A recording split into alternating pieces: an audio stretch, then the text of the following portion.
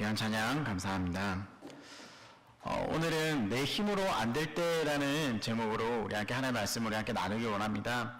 여러분, 한 사람이 있었습니다. 이 사람 참 신앙이 좋은 사람이었습니다.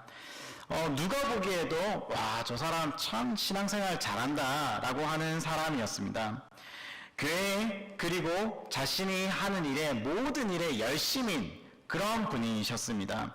그래서 어디를 가더라도 와, 저 사람은 크리스천이구나 하는 말을 이렇게 종종 듣는 정도였다라고 생각하시면 좋을 것 같습니다. 생활하는 게 항상 밝았고 그 어느 누구도 부정하지 못할 정도로 참 신선한 그런 생활을 하시는 분이었습니다. 그런데 이분에게 갑자기 시련이 찾아옵니다. 힘든 일이 생긴 거예요. 그리고 사소한 실패로 말미암아 그 여파가 자신의 신앙에까지 이제 영향을 미치기 시작합니다. 왠지 모를 그 좌절감, 이 좌절감에 사로잡혀가지고 자신의 생활이 엉망이 된 거예요. 덩달아서 왠지 자꾸 나도 모르게 슬퍼지고 하는 일마다 이제는 의욕이 없어지는 것입니다. 흔히 말하는 그 영적 침체를 이분이 당했다라는 것입니다.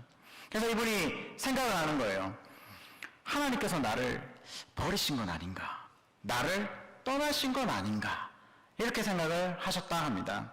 이런 생각 때문에 잠도 제대로 이루지 못했다라고 합니다. 신앙은 물론 육체와 정신마저도 걷잡을 수 없는 그 어려움에 사로잡혀서 힘들어하고 있었던 중이었습니다.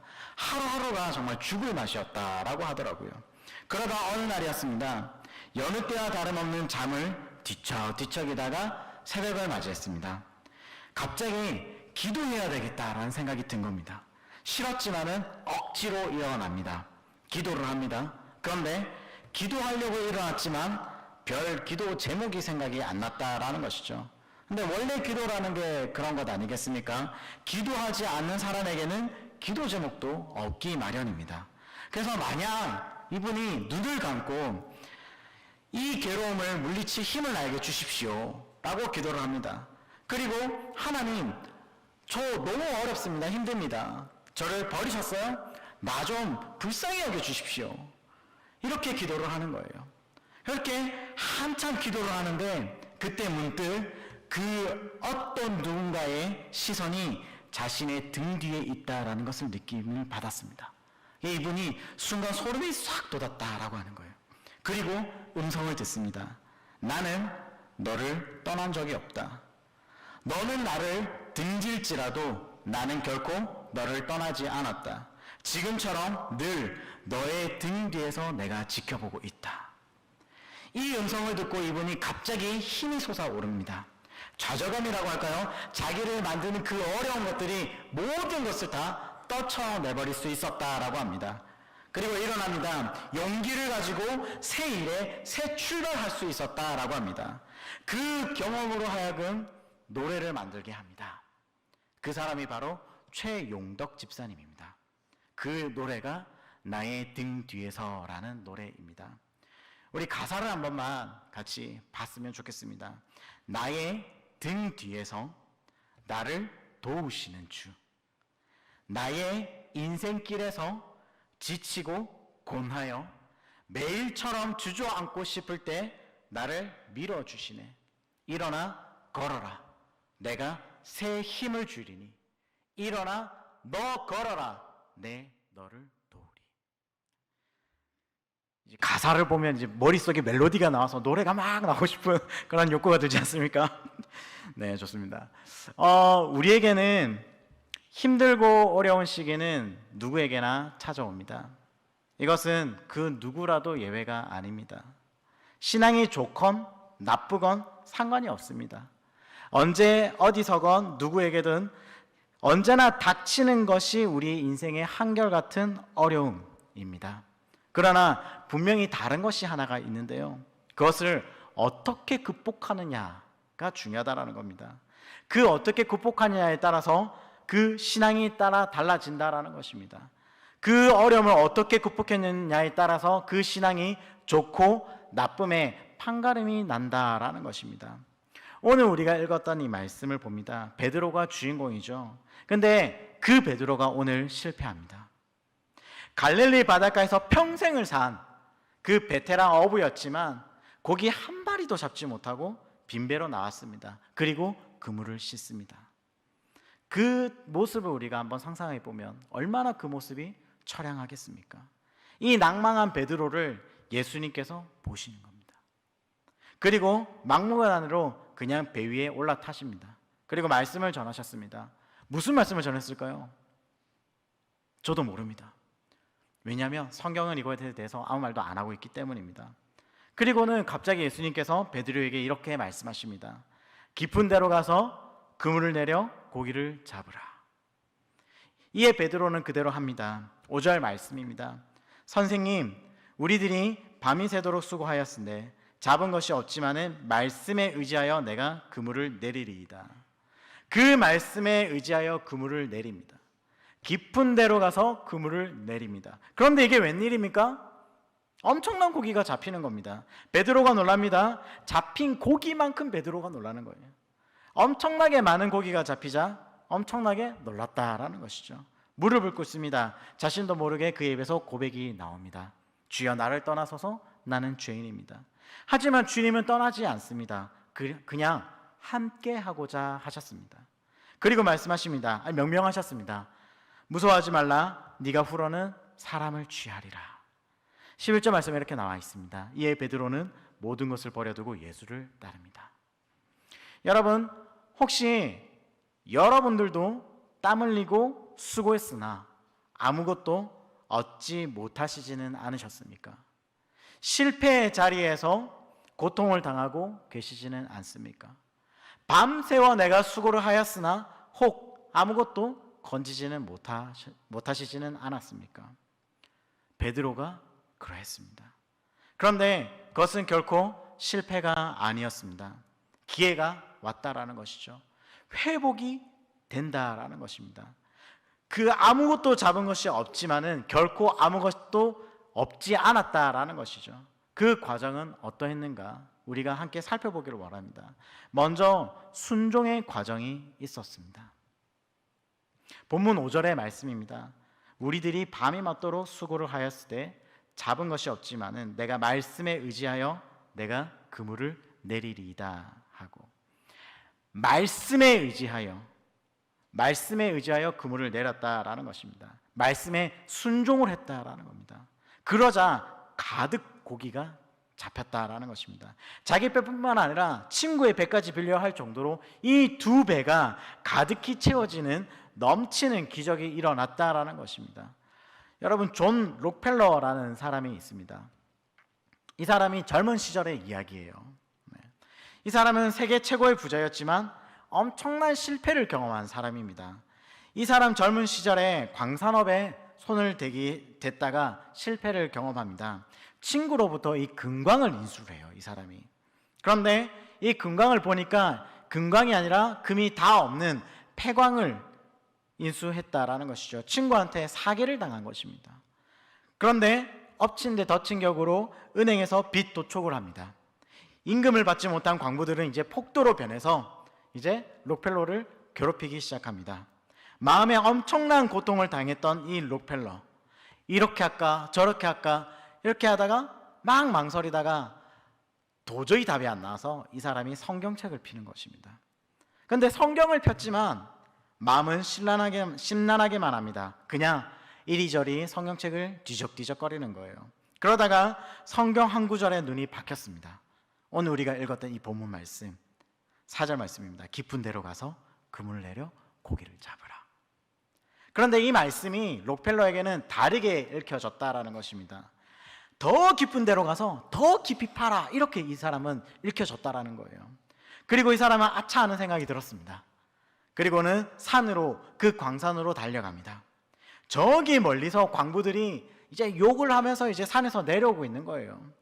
그 광부들에게 달려가서 한 번만 더 산에 올라가서 한 번 더 파자라고 이야기를 합니다. 광부들에게 매달립니다.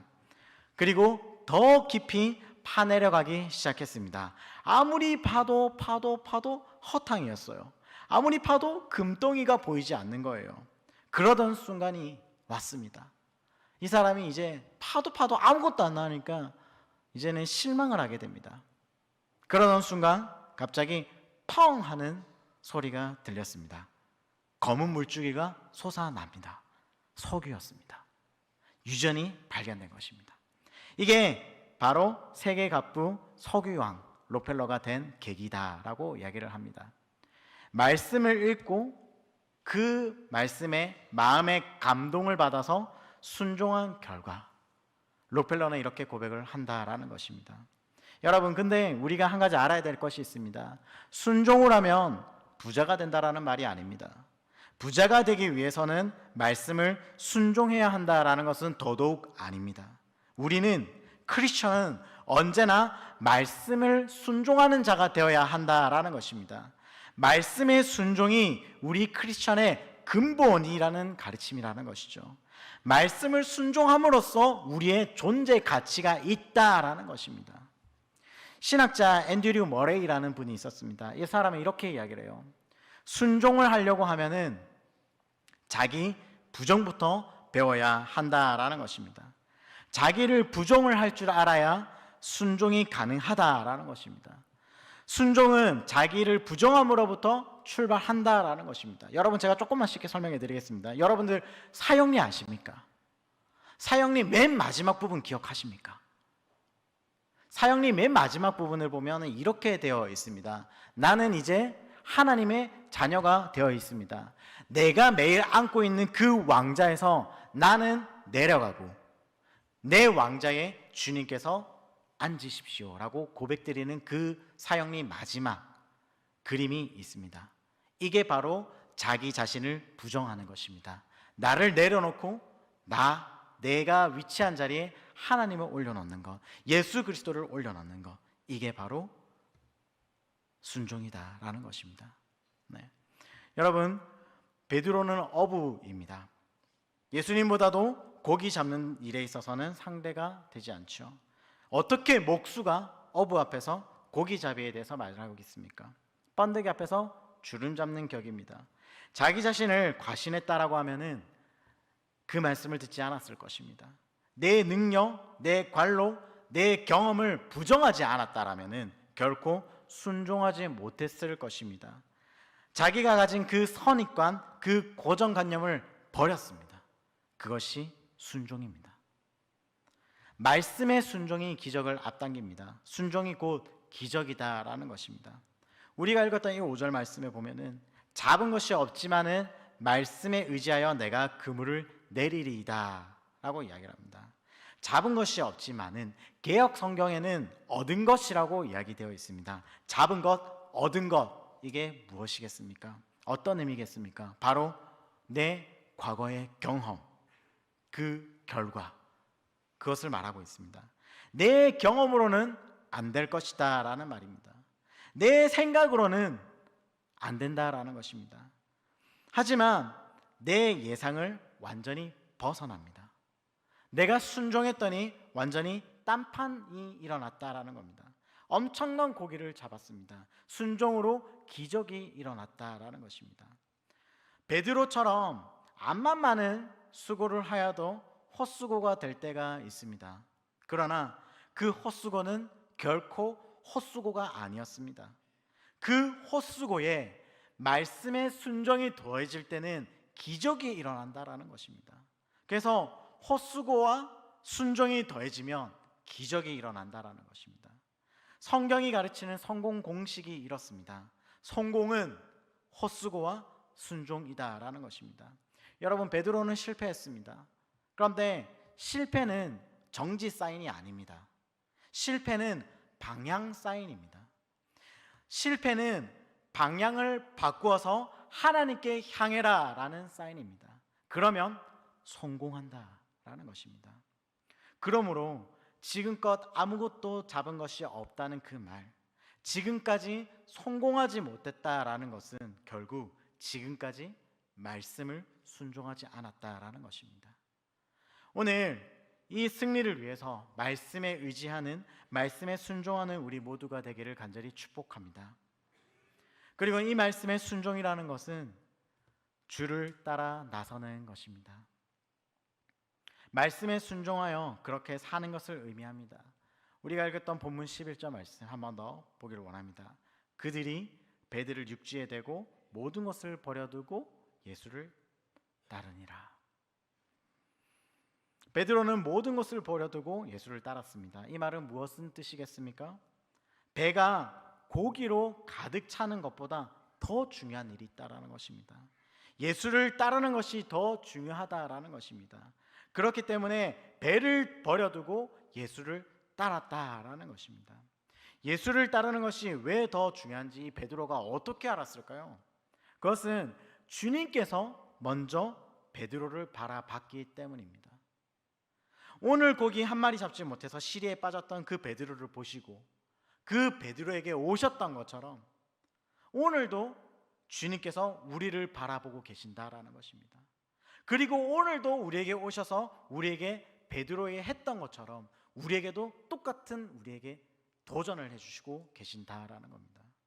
그 도전을 통해서 우리의 생각과 우리의 경험과 지식을 깨트리고 계신다라는 것이죠. 이렇게 하나님의 놀라운 역사 앞에 설 때 우리는 내 자신의 연약함, 내가 죄인됨을 깨닫고 하나님 앞에 엎드릴 수밖에 없습니다. 그렇게 내가 낮아졌을 때 주님께서 우리를 부르시는 것입니다. 베드로는 그것을 체험을 했다라는 것입니다. 그래서 베드로는 모든 것을 버릴 수가 있었습니다. 배가 고기로 가득 차기를 바랬던 그 베드로였으나 진작 배가 고기로 가득 찼지만 이제는 이것을 버렸다라는 것이죠. 이제 그 고기는 더 이상 필요치 않다라는 겁니다. 고기가 필요 없다라는 것입니다. 배도 필요 없다라는 것입니다. 예수님 당신만 있으면 됩니다. 예수 당신만 있으면 내 인생은 성공한 인생이다라는 뜻입니다. 결국 예수님을 따른다라는 것은 내가 성공으로 가는 길이다라는 것입니다. 베드로와 형제가 이 만선이 되었을 때 사람들이 놀랐습니다. 시몬의 동업자 야고보와 요한도 놀랐습니다. 그때 예수님께서 말씀하십니다. 두려워하지 말라. 이제 후로는 네가 사람을 취하리라. 예수님께서는 이제까지 물고기를 취했던 그 인생을 살던 그 시몬을 이제는 사람을 낚는 삶으로 부르시고 계십니다. 여러분, 물고기는 어떻습니까? 물고기는 물속에 있으면 살고 물 밖으로 나오면 죽습니다. 반면 사람은 물속에 있으면 죽고 물 밖으로 나와야 산다라는 것입니다.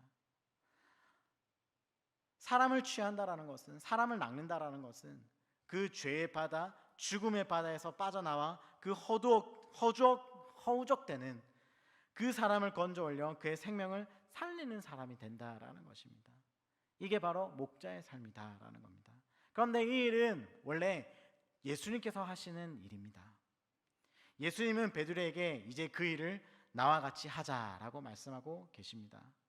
시몬이 예수님한테 우와, 예수님 완전 최고의 강태공이시네요. 예수님 말을 따랐더니 배가 엄청 많이 고기가 잡혔어요. 예수님 나와 같이 동업해 보시지 않으시겠어요? 라고 말을 하는 것이 아니라 예수님께서 베드로에게 다가가 너 나와 같이 동업하자 라고 말씀해 주고 있다라는 것입니다.